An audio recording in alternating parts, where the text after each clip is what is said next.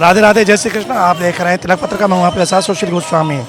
सप्तपुरियों में से एक जगन्नाथपुरी जो कि उड़ीसा में स्थित है, वहाँ प्रति वर्ष आषाढ़ मास के शुक्ल पक्ष की द्वितीया को जिस तरह से आनंद और उल्लास के साथ विशाल रथ यात्रा का आयोजन किया जाता है, तो वहीं उसी सप्तपुरियों में से एक मथुरापुरी भगवान श्री कृष्ण की जन्मभूमि पर भी ये जगन्नाथ भगवान की रथ यात्रा बड़े श्रद्धा भाव के साथ मनाई जाती है। तो आइए आपको दिखाते हैं मथुरा में किस तरह से श्री कृष्ण जन्मभूमि जो कि भगवान श्री कृष्ण का जन्म स्थान है, इसी जगह से यहाँ प्रतिवर्ष भगवान का बड़ा सुंदर रथ जिसमें जगन्नाथ बलभद्र सुभद्रा को विराजमान कर पूरे नगर में रथ यात्रा निकाली जाती है। हजारों लोग उसमें शामिल होते हैं। तो आइए आप भी देखिए मथुरा में कितने श्रद्धा भाव के साथ ये जगन्नाथ जी की रथ यात्रा निकाली जा रही है।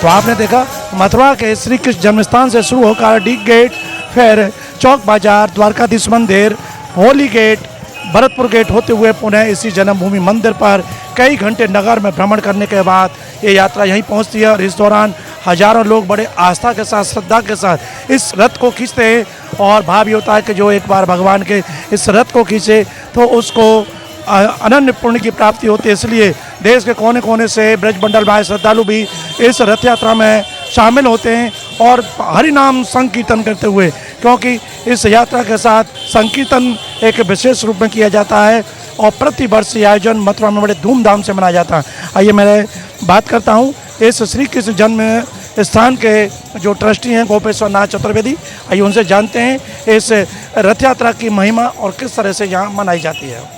जो जगन्नाथपुरी में सेवा है वो सेवा हमारे यहाँ है।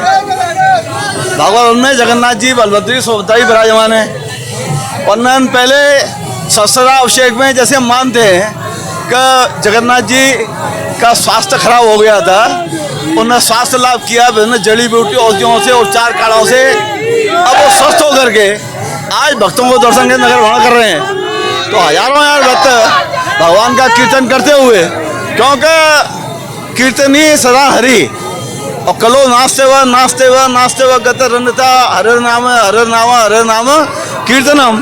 तो कलयुग में एकमात्र भगवान की जो प्रार्थना है वो कीर्तन से भगवान प्रसन्न होते हैं और अपने मानव जीवन को सबल करते हैं। उसी भावना से नगर संकीर्तन पूरा मथुरापुरी आज जगन्नाथपुरी जैसी हो रही है।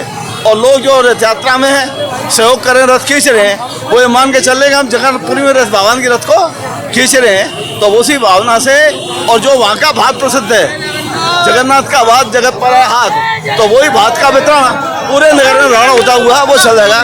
जय जगन्नाथ।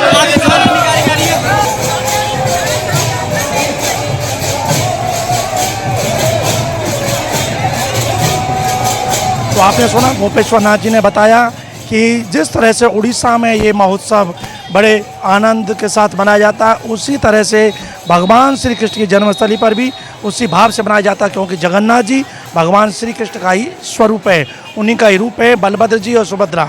तो वो उन्हीं भाई बहन को इस रथ यात्रा में यहाँ विराजमान का निकाला जाता है। और उन्होंने बताया कि ये यहाँ की परंपरा है। और कलयुग में, जैसा उन्होंने कहा कि कलयुग भगवान का नाम जो है वो कलयुग में बहुत ही पुण्यदायी फलदायी है, इसलिए रथ के आगे साधु संत ब्रजवासी और भक्त हरिनाम संकीर्तन करते हुए चलते हैं।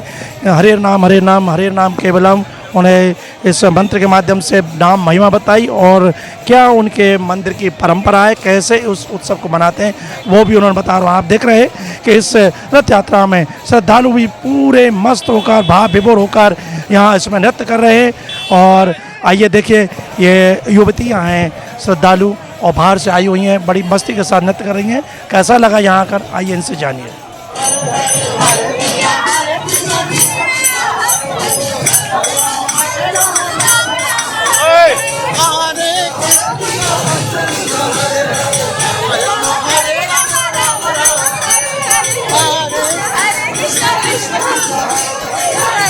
बहुत बढ़िया लग रहा है, बहुत अच्छा लग रहा है। जय जगन्नाथ। हम लोग वैसे ट्रेन से आए, गुड़गांव से आए हैं, यहाँ स्पेशली जगन्नाथ जी की यात्रा के लिए।